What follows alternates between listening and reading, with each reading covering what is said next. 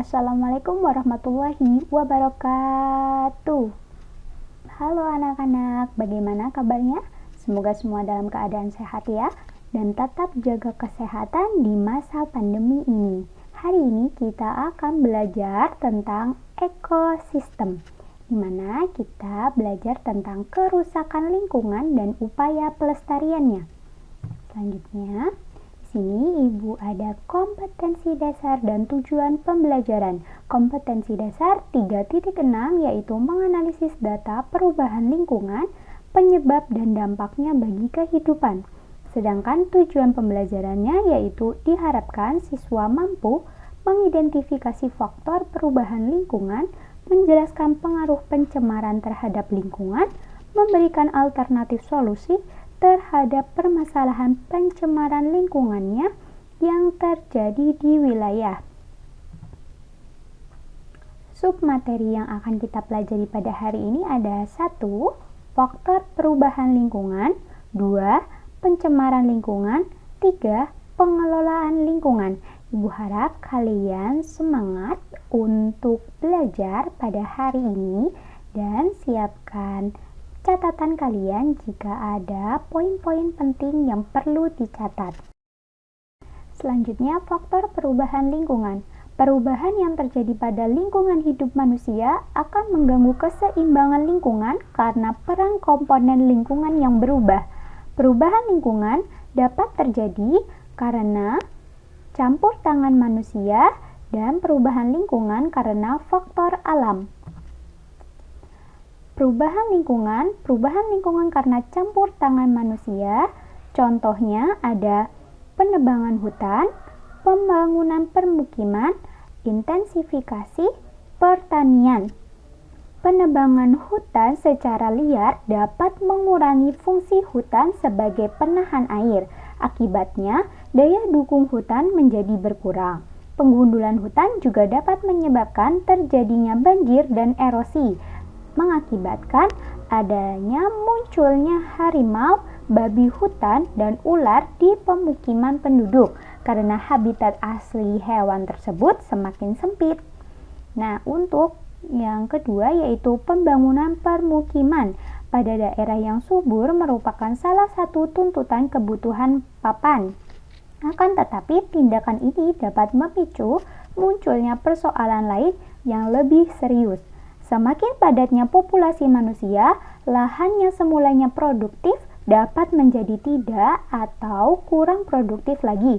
Pembangunan jalan di kampung dan desa dengan cara betonisasi menyebabkan air sulit menyerap atau meresap ke dalam tanah. Akibatnya, daerah tersebut mudah mengalami banjir jika hujan lebat. Selanjutnya ada penerapan intensifikasi pertanian dengan pasca panen.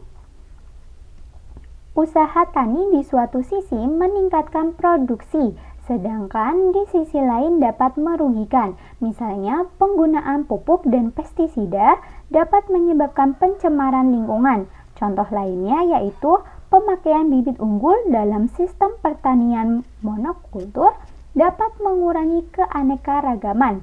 Dalam sistem pertanian monokultur, suatu kawasan lahan hanya ditanami dengan satu macam tanaman.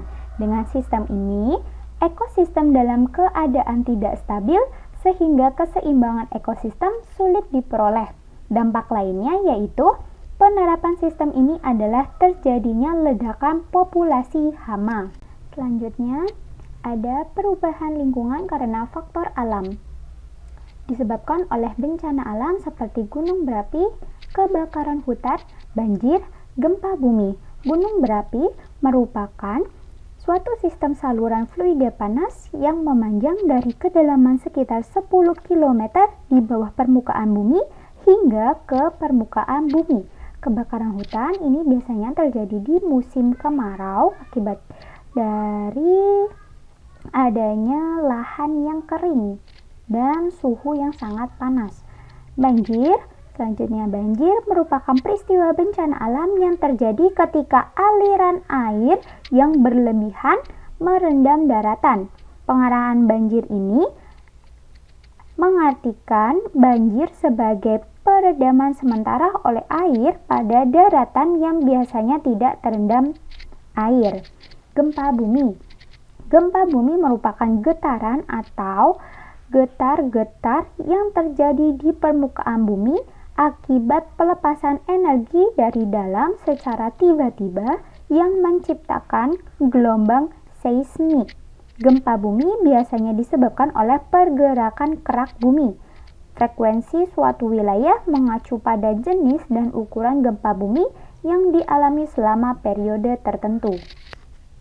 Baiklah, selanjutnya ada pencemaran lingkungan. Keseimbangan lingkungan dapat terganggu jika terjadi berbagai perubahan, misalnya berkurangnya fungsi suatu komponen sehingga memutus mata rantai dalam ekosistem. Salah satu faktor penyebab terganggunya lingkungan adalah pencemaran atau polusi.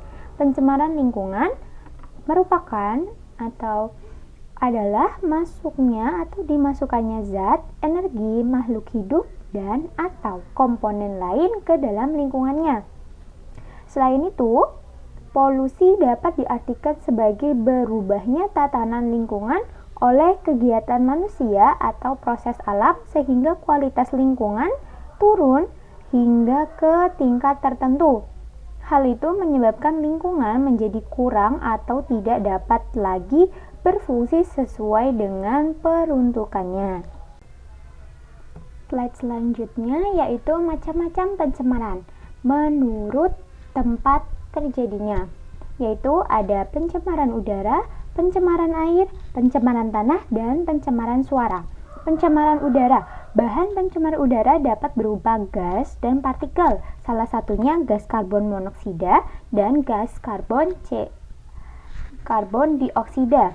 Gas karbon monoksida ciri-cirinya yaitu tidak berwarna dan tidak berbau, bersifat racun, dan merupakan hasil pembakaran yang tidak sempurna dari bahan buangan mobil dan mesin letup. Gas CO2 atau karbon dioksida dalam udara murni berjumlah 0,03%. Jika melebihi batas toleran ini, dapat mengganggu pernafasan. Jadi dampaknya itu dapat mengganggu pernafasan ya. Atau yang lain selain itu, gas CO2 atau karbon dioksida ini yang berlebih di bumi dapat mengikat panas matahari sehingga suhu bumi bertambah panas. Selain dapat mengganggu kesehatan, juga berdampak pada bumi, yaitu menyebabkan suhu di bumi bertambah panas atau terjadinya pemanasan global di bumi akibat CO2 ini disebut juga dengan efek rumah kaca. Selanjutnya ada pencemaran air. Pencemaran air ini dapat disebabkan oleh beberapa jenis bahan pencemar, yaitu pembuangan limbah industri, pembuangan limbah rumah tangga, sisa insektisida, dan pembuangan sampah domestik, misalnya sisa deterjen, dapat mencemari air. Nah, juga dampaknya ini bisa pada lingkungan dan juga pada kesehatan. Jika dampaknya pada lingkungan ini dapat menurunkan jumlah oksigen di dalam air, terus mematikan binatang-binatang yang ada di air. Selanjutnya, mengganggu kesuburan tanah dan produktivitas tumbuhan. Dampaknya terhadap kesehatan adalah menimbulkan diare, demam berdarah, hepatitis A dan hepatitis E, lesi kulit, terus kanker kulit, ada kandung kemih dan juga kanker paru-paru. Nah, itu dampaknya ya, dampak pencemaran air bagi kesehatan dan juga lingkungan. Selanjutnya ada pencemaran tanah. Pencemaran tanah ini disebabkan oleh beberapa jenis bahan pencemar, antara lain yaitu sampah plastik yang sukar terurai karena sintetis, pecahan kaca dan kaleng, deterjen yang bersifat sulit diuraikan secara alami, zat kimia dari pembuangan pertanian. Nah, ini juga dapat mengganggu kesuburan tanah dan produktivitas tumbuhan. Selanjutnya ada pencemaran suara. Pencemaran suara dapat disebabkan oleh suara bising kendaraan bermotor, pesawat terbang, mesin pabrik atau radio atau tape recorder, sehingga pencemaran suara ini dapat mengganggu pendengaran. Nah, dampak-dampaknya tadi sudah dijelaskan ya. Sebagian besar dampaknya itu kepada manusia sendiri dan juga kepada lingkungannya. Seperti itu. Jelas ya anak-anak? Nah, di sini Ibu ada jumlah sungai berdasarkan status mutu kualitas air sungai tahun 2018 hingga tahun 2019. Nah, ini datanya ya, data statistiknya. 2018 itu yang 67 dan juga yang 2019 itu yang 54 atau yang berwarna biru muda. Di sini kualitas air di Indonesia bisa dikatakan masih belum terlalu baik. Berdasarkan data dari Kementerian Lingkungan Hidup dan Kehutanan pada tahun 2019, dari 98 sungai di Indonesia, 54 sungai berstatus cemar ringan dan 6 sungai berstatus cemar ringan sampai dengan cemar sedang. Selanjutnya, 38 sungai berstatus cemar ringan hingga cemar berat. Keadaan ini lebih buruk dari tahun sebelumnya pada 2018, yaitu dari 97 sungai di Indonesia, 67 sungai berstatus cemar ringan, 5 sungai berstatus cemar ringan hingga cemar sedang, 25 sungai berstatus cemar ringan hingga cemar berat. Nah, berarti kan memang bisa dikatakan lebih buruk. Nah, untuk nanti kita memberikan alternatif solusi yang dapat dilakukan dari diri kita sendiri hingga nanti berdampak pada lingkungan, memperbaiki atau bisa mengatasi permasalahan dari pencemaran berdasarkan tempat terjadinya tersebut. Sekarang kita lanjut ke slide berikutnya ya. Nah, pengelolaan lingkungan.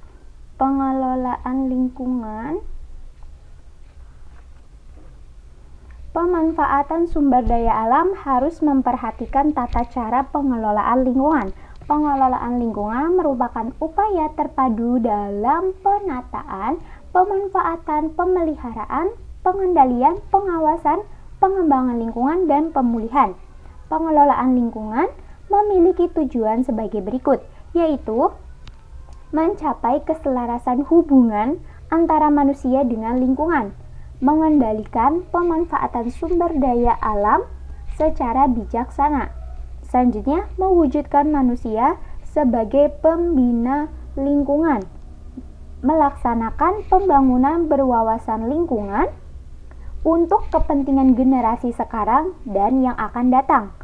Dan yang terakhir, melindungi negara terhadap dampak kegiatan di luar wilayah negara yang menyebabkan kerusakan dan pencemaran lingkungan. Jelas ya anak-anak tujuannya? Nah, melalui penerapan pengelolaan lingkungan akan terwujud kedinamisan dan harmonisasi antara manusia dengan lingkungan, sehingga seimbang ya anak-anak. Untuk mencegah dan menghindari tindakan manusia yang bersifat kontradiktif dengan hal-hal mengenai pengelolaan lingkungan, pemerintah telah menetapkan kebijakan melalui Undang-Undang Lingkungan Hidup. Nah, ini disahkan oleh Presiden Republik Indonesia pada tanggal 11 Maret 1982. Undang-undang ini berisi 9 bab dan 24 pasal. Undang-undang ini bertujuan untuk mencegah kerusakan lingkungan hidup dan meningkatkan kualitas lingkungan hidup dan menindak para pelanggar yang menyebabkan rusaknya lingkungan. Seperti itu. Jadi kita sudah memiliki Undang-Undang Lingkungan Hidup. Slide selanjutnya yaitu pengelolaan lingkungan, solusi alternatif yang dapat dilakukan dari kalian yaitu membuang sampah pada tempatnya, mendaur ulang limbah. Limbah sudah tahu ya, di sini limbah merupakan sumber daya alam yang telah kehilangan fungsinya. Mendaur ulang limbah yaitu misalnya limbah kertas di pabrik, didaur ulang untuk dijadikan kertas kembali, atau limbah plastik rumah tangga dapat didaur ulang untuk dijadikan alat rumah tangga yang lebih baik atau lebih baru lagi. Terus meminimalisasi pemakaian plastik. Nah, ini kita yang kurang ya dari masyarakat, meminimalisasi pemakaian plastik untuk kantong belanja dan menggantinya dengan kain belanja atau kertas yang terbuat dari kertas yang lebih ramah lingkungan. Nah, selanjutnya rajin menanam pohon. Rajin menanam pohon ini dapat mengurangi atau menyelesaikan permasalahan dari pencemaran udara dan juga pencemaran tanah. Yang tadi tanah berkurangnya kesuburan atau mengganggu kesuburan tanah dan produktivitas tumbuhan ini dapat ditingkatkan atau dipulihkan dengan kalian rajin menanam pohon, misalnya di teras rumah atau giat mengikuti kegiatan-kegiatan atau event-event yang berhubungan dengan tanam pohon kembali atau reboisasi, seperti itu. Dan yang terakhir, berhemat dan mengurangi sifat konsumtif. Ini mungkin agak susah dilakukan ya, tapi kita harus melakukannya untuk mengurangi limbah domestik. Nah, itu tadi limbah-limbah dari dalam negeri kita ini yang dapat mencemari tanah, mencemari air, dan juga lainnya. Seperti itu. Slide selanjutnya ya. Terima kasih. Do you have any question? Kalau misalnya kalian ada pertanyaan dari penjelasan Ibu, ada yang kurang jelas, Bu, ini saya belum paham ini, silahkan hubungi Ibu ya. Nah, kita sudah sampai pada akhir materi dari ekosistem, yaitu kerusakan lingkungan dan upaya pelestariannya. Ibu harap kalian bisa memahami secara baik dan juga dapat mengaplikasikan atau menerapkan solusi alternatif di lingkungan kalian. Seperti itu ya anak-anak. Jadi kalian tidak hanya belajar teori, tapi juga kalian mempraktekkannya secara langsung. Ya, dari Ibu kurang lebihnya mohon maaf. Wabillahi taufiq wal hidayah. Wassalamualaikum warahmatullahi wabarakatuh. Tetap semangat belajar dan jaga kesehatan. Terima kasih anak-anak.